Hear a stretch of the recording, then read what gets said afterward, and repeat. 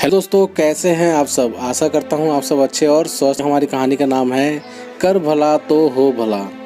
एक बार की बात है, एक बेरोजगार शिक्षक था। वो नौकरी तलाशने के लिए काफ़ी कोशिश कर रहा था, लेकिन उसे नौकरी मिल ही नहीं रही थी। वह शिक्षक भगवान में बहुत आस्था रखते थे। अपने साथ कुछ अच्छा हो या बुरा, वो सारी बातें भगवान से किया करते थे। कुछ अच्छा होता तो धन्यवाद देते और कुछ बुरा होता तो भगवान से शिकायत भी करते। उनका अभी स्ट्रगल का दौर चल रहा था, तो वो भगवान से शिकायत करते रहे थे।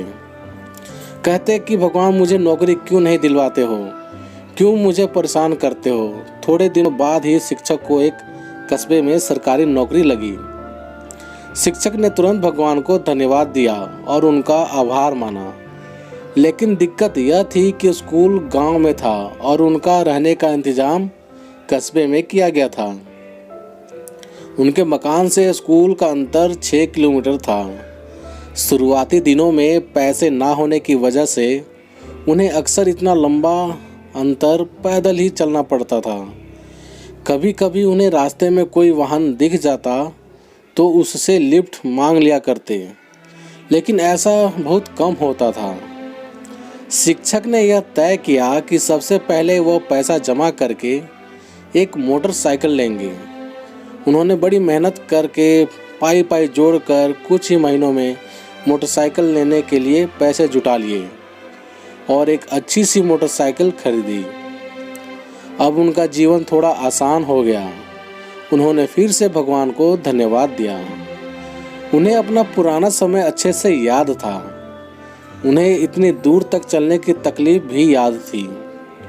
इसलिए वह स्कूल आने के समय और वापस घर जाने के समय हमेशा किसी न किसी ज़रूरतमंद को अपनी मोटरसाइकिल पर बिठाकर लिफ्ट दिया करते थे। कभी किसी छोटे बच्चे को स्कूल छोड़ दिया, कभी किसी बूढ़े को लिफ्ट दे दी, तो कभी किसान को शहर छोड़ दिया। इस तरह से शिक्षक आ रहे हो या जा रहे हो, कोई ना कोई उनके पीछे बैठा ही मिल जाता था। लोग उनकी बाइक को अब दूर से ही जानने लगे थे। हर कोई जानता था कि अगर उनकी बाइक आते दिख गई तो लिफ्ट जरूर मिल जाएगी। लोगों की मदद करके शिक्षक को बहुत ही अच्छा लगता था। एक दिन शिक्षक स्कूल खत्म करके अपने घर को जा रहे थे। उस दिन कुछ ऐसा हुआ कि उनसे लिफ्ट मांगने वाला कोई भी नजर नहीं आया। आधे रास्ते तक पहुंचने पर एक आदमी ने उनसे लिफ्ट मांगी। शिक्षक ने तुरंत उस आने के लिए अपनी बाइक रोक दी। उस आदमी को बिठाकर शिक्षक अपने रास्ते चल पड़े। थोड़े दूर सुनसान जगह आने पर उस आदमी ने शिक्षक के पीठ पर चाकू रखा और उनसे कहा, अब यह बाइक मैं चला लूँगा, आप नीचे उतर जाइए और मेरा पीछा मत कीजिएगा। शिक्षक को लगा आज तो बुरा फंस गया। फिर भी शिक्षक ने कहा, दोस्त, तुम चाहे तो यह बाइक ले लो, जहाँ जाना है चले जाओ, लेकिन इस बात का जिक्र कभी किसी से मत करना, क्योंकि इस रास्ते पर वैसे ही बहुत कम लोग गाड़ियों से जाते हैं और उनमें से भी बहुत कम लोग किसी को अपने साथ बिठाते हैं। अगर इस बात का पता लोगों को चल गया तो वे दूसरे को लिफ्ट देना बंद कर देंगे। उन लोगों का एक दूसरे पर से भरोसा उठ जाएगा। मैं भी इस बात का जिक्र किसी से नहीं करूँगा। शिक्षक के बातें सुनकर एक बार तो उस लुटेरे का दिल भी पसीज गया, लेकिन फिर उसने सोचा कि मैं कहाँ इसकी बातों में आ रहा हूँ। उसने बाइक ली और वहाँ से चलता बना। शिक्षक जैसे तैसे फिर पैदल चलकर अपने घर तक पहुँचा और घर पहुँचकर भगवान से शिकायत करने लगा, क्या भगवान फिर से मुझे वहीं पर लाकर खड़ा कर दिया। शिक्षक उस रात बिना खाना खाए ही सो गया।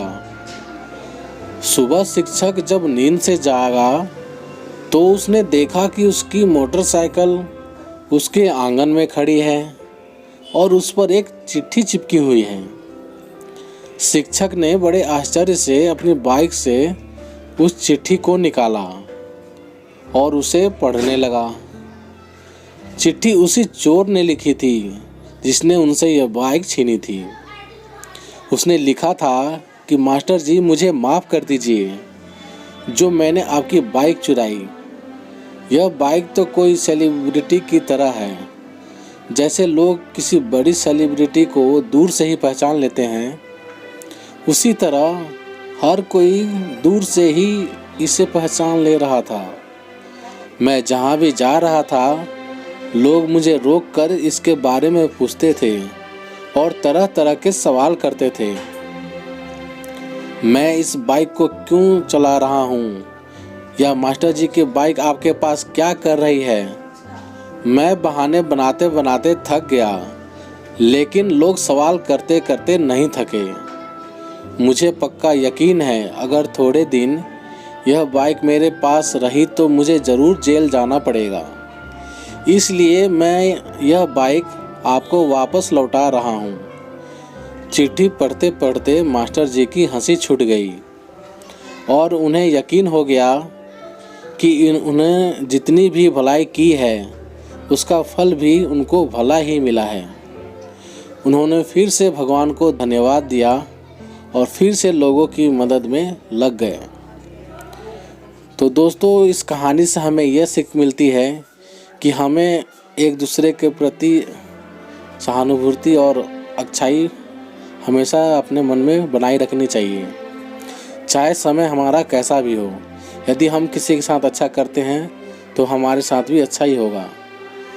तो चलिए दोस्तों, यदि आप सभी को ये कहानी पसंद आई हो तो लाइक कीजिएगा, शेयर कीजिएगा, और चैनल पर नए हों तो प्लीज़ आप लोगों से गुजारिश है दोस्तों, आप लोग मेरे चैनल को सब्सक्राइब ज़रूर कीजिएगा। तो मिलते हैं आप सभी से एक और नई कहानी के साथ। तब तक के लिए जय हिंद, वंदे मातरम।